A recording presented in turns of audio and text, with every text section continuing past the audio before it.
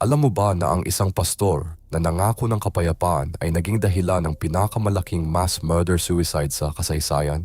Si Jim Jones ay nagsimula bilang karismatikong ministro na nangangaral ng pagkakapantay-pantay ng mga lahi. Pero sa likod ng kanyang mga ngiti, may nakatagong kadiliman. Ginagamit niya ang mga peking pagpapagaling at mga stage na himala para kontrolin ang kanyang mga tagasunod. Dinala niya ang 900 tao sa liblib na lugar sa Guyana. Pangako niya, utopia.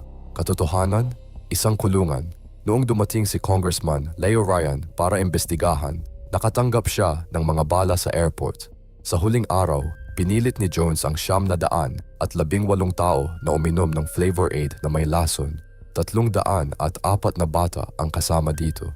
Sa mga naitalang audio, maririnig mo si Jones na naguutos ng kamatayan habang umiiyak ang mga bata sa background. Ang mga nakaligtas ay nagsasabing nakita nila ang kanilang komunidad na unti-unting namamatay.